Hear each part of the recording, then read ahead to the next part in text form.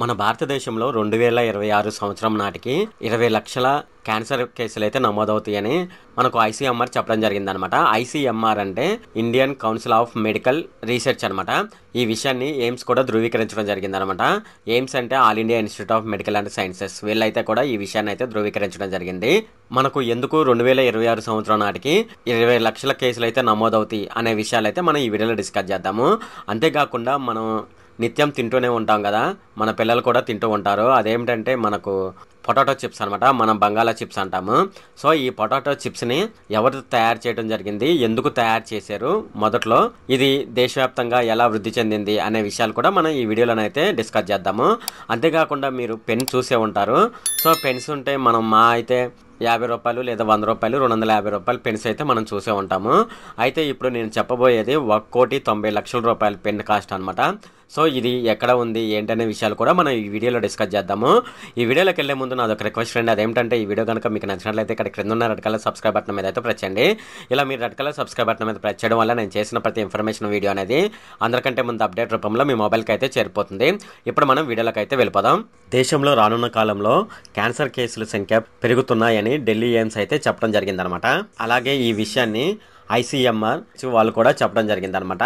అయితే 2026 నాటికి ఏడాదికి 20 లక్షల కేసులు అయితే నమోదయ్యే అవకాశం ఉందని వాళ్ళైతే చెప్పడం జరిగింది. అలాగే దేశంలో క్యాన్సర్ రోగుల సంఖ్య పెరుగుతుందని ఢిల్లీలోని ఎయిమ్స్ వాళ్ళు అయితే చెప్పడం జరిగింది. అంతేకాకుండా ఢిల్లీలో ఎయిమ్స్లో ఆంకాలజీ డిపార్ట్మెంట్ అంటే క్యాన్సర్కి సంబంధించి చూసే డిపార్ట్మెంట్ అయితే ఉంటుందన్నమాట. ఆ డిపార్ట్మెంట్ ప్రొఫెసర్ అయిన డాక్టర్ ఏవిఎస్ డియో కూడా చెప్పడం జరిగిందనమాట. అలాగే ప్రతి ఏడాది 13 నుంచి 14 లక్షల మంది ప్రాణాంతకమైన ఈ క్యాన్సర్ బారిన పడే అవకాశం ఉందని, ఈ సంఖ్య ఇలాగే పెరుగుతూ పోతే 2026 సంవత్సరం నాటికి 20 లక్షలకు చేరుకునే అవకాశం ఉందని ఆయన అయితే చెప్పడం జరిగిందనమాట. ఈ క్యాన్సర్ అనేది ప్రాణాంతకమైన వ్యాధి కాదని, సో చాలా మందిలోనైతే క్యాన్సర్ వస్తే చనిపోతారని చాలామంది అపోహపడుతున్నారని, అలాగే దీనిపై అవగాహన సరిగ్గా లేకపోవడం వల్ల ప్రజలు ఈ విధంగా అనుకుంటున్నారని ఆయన అయితే చెప్పడం జరిగిందనమాట. అంతేకాకుండా ప్రజలకు దీనిపైన ఒక అవగాహన కల్పించినట్లయితే వాళ్ళ క్యాన్సర్ 1, 2, 3 దశలు అయితే ఉంటాయి కదా, దాంట్లో మొదటి దశలోనే దీన్ని గుర్తించడం ద్వారా మనము ఈ క్యాన్సర్ని అయితే పూర్తిగా నయం చేసే అవకాశం ఉందని ఈ ప్రొఫెసర్ గారు అయితే చెప్పడం జరిగిందనమాట. అలాగే మనం క్యాన్సర్ని నిర్మూలించాలంటే ఆరోగ్యకరమైన జీవనశైలి అయితే ఉండాలి. అలాగే పరిశుభ్రమైన ఆహారాన్ని తీసుకోవడంతో క్యాన్సర్ను రాకుండా అడ్డుకునే అవకాశం ఉందని చెప్పడం జరిగిందనమాట. ప్రాసెస్డ్ ప్యాక్డ్ ఫుడ్ ఐటమ్స్ క్యాన్సర్కి కారణమవుతాయని, వాటిని దూరంగా ఉంచితే క్యాన్సర్ అనేది రాకుండా ఉండే అవకాశం ఉందని చెప్పడం జరిగింది. మొత్తం క్యాన్సర్ కేసులో 30% మంది స్మోకింగ్, ఆల్కహాల్ డ్రింకింగ్ అలవాట్లు ఉన్నవారికే వస్తున్నాయని, దేశంలోని ఈశాన్య ప్రాంతంలో నదీ పరివాహక ప్రాంతంలో నివసించే మహిళల్లో గాలి బ్లాడర్ క్యాన్సర్ అయితే ఎక్కువగా వస్తున్నాయని చెప్పడం జరిగింది. అలాగే అనారోగ్య జీవనశైలి మరియు అపరిశుభ్రమైన నీరు, అపరిశుభ్రమైన ఆహారం తీసుకోవడం వల్ల కడుపు, గాలి బ్లాడర్, మెడ, తల సంబంధిత క్యాన్సర్లు ఈశాన్య ప్రాంతంలో ఉన్న ప్రజలకు ఎక్కువ రావడం జరుగుతుందని అయితే డాక్టర్ గారు అయితే చెప్పడం జరిగింది. అలాగే దేశంలో 16 ఏళ్లలోపు పిల్లలకు జన్యుపరమైన క్యాన్సర్ కేసులు ఎక్కువగా వస్తున్నాయని, వాయు కాలుష్యం, నీటి కాలుష్యం, అనారోగ్యకరమైన జీవనశైలి కారణంగా క్యాన్సర్ వస్తున్నట్లు national cancer institute of India chief అయిన సుష్మా భట్నాగర్ అయితే చెప్పడం జరిగిందనమాట. వాయు కాలుష్యం వల్ల గర్భాశయం క్యాన్సర్ అయితే రావడానికి అయితే ఎక్కువ అవకాశం ఉందని కూడా చెప్పడం జరిగింది. ఇంతకు ముందు 50 ఏళ్ళు పైబడిన వారికి అయితే క్యాన్సర్ కేసులు అయితే ఎక్కువగా ఉండేవని, కానీ ప్రస్తుతం అయితే వయసులో ఉన్న వారికి కూడా ఈ ప్రాణాంతకమైన వ్యాధి సోకే అవకాశం ఉందని చెప్పడం జరిగింది. అలాగే క్యాన్సర్ గురించి ప్రజల్లో మరింత అవగాహన అయితే కల్పించవలసిన అవసరం ఉందని డాక్టర్ గారు అయితే చెప్పడం జరిగిందనమాట. ప్రపంచవ్యాప్తంగా చిన్నపిల్లలు అలాగే పెద్దవాళ్ళు ఎక్కువగా ఇష్టపడేది ఆలు చిప్స్ అనమాట.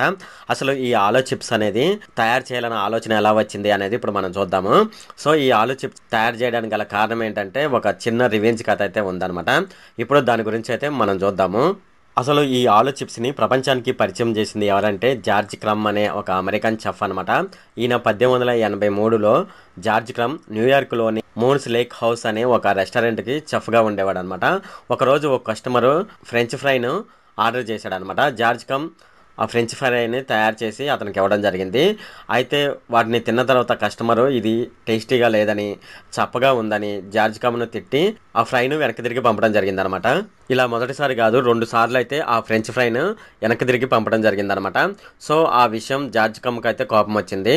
అప్పుడు బంగాళాదుంపను నిలువుగా కాకుండా అడ్డంగా కోసి నూనెలో వేయించి వాటిపైన ఉప్పు, బాగా చల్లి కస్టమర్కి ఇవ్వడం జరిగింది. వాటిని తిన్న కస్టమరు ఆహా చాలా రుచిగా ఉంది అంటూ ఇష్టంగా తినడం జరిగింది అనమాట. ఆ తర్వాత ఆ రెస్టారెంట్లో అడ్డంగా కోసిన ఆలు చిప్స్ అయితే ఫేమస్ అయిపోయాయి. అంటే ఈ ఆలు చిప్స్ అనేది బాగా ఫేమస్ అయిపోయాయి అనమాట.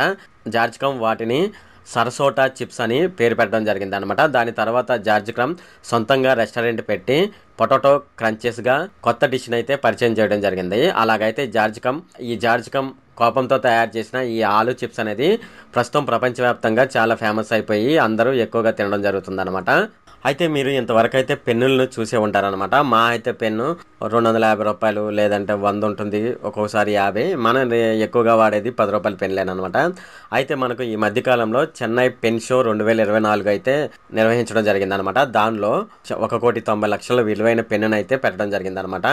ఇది జనాల్ని బాగా ఆకర్షించడం జరిగిందనమాట. అప్పుడు అలాగే దీన్ని తయారు చేసింది ఎవరంటే మెగాకార్ట్ అనే సంస్థ దీన్ని తయారు చేయడం జరిగిందనమాట. ఈ పెన్ను నిబ్బుతో పాటు కొన్ని విడిభాగాలను అయితే వీళ్ళైతే బంగారంతో తయారు చేయడం జరిగిందనమాట.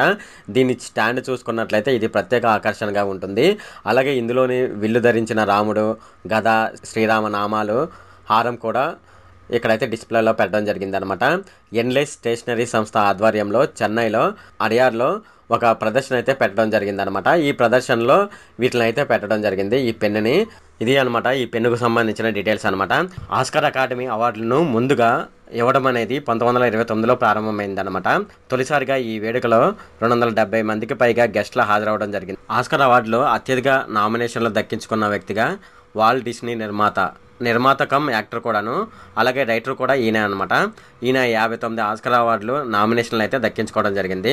25 సార్లు ఈ అవార్డులను అయితే అందుకోవడం జరిగింది అనమాట. ఇది ఒక గొప్ప రికార్డ్ అని మనం చెప్పవచ్చు. ఇప్పుడు ఆస్కార్ అవార్డు గురించి కొన్ని విషయాలు అయితే మాట్లాడుకుందాము. అదేమిటంటే భారతదేశంలో తొలి ఆస్కార్ విజేతగా భాను అదయ్య చరిత్ర పట్టులో నిలవడం జరిగిందనమాట. 1983లో నిర్వహించిన 55వ ఆస్కార్ వేడుకల్లో ఈమె ఈ పురస్కారం అయితే స్వీకరించడం జరిగింది. 1982లో విడుదలైన గాంధీ సినిమాకి గాను కాస్ట్యూమ్ డిజైనర్ విభాగంలో ఈ ప్రతిష్టాత్మక అవార్డును ఈమె అందుకోవడం జరిగిందనమాట. జాతిపిత మహాత్మా గాంధీ జీవిత ఆధారంగా తెరకెక్కిన ఆంగ్ల చిత్రం అనమాట ఇది. దర్శకుడితో సహా ఎక్కువ మంది ఇంగ్లాండ్ వారు ఈ సినిమాకి పనిచేయడం జరిగిందనమాట. ఆస్కార్ అవార్డు అనేది ఎవరికైనా వచ్చిందనుకోండి, వీళ్ళు దీనికి సంబంధించి ఓన్లీ ట్రోఫీని మాత్రమే అందించడం జరుగుతుందనమాట. ప్రత్యేకంగా అయితే వీళ్ళకు నగదైతే ఇవ్వరు.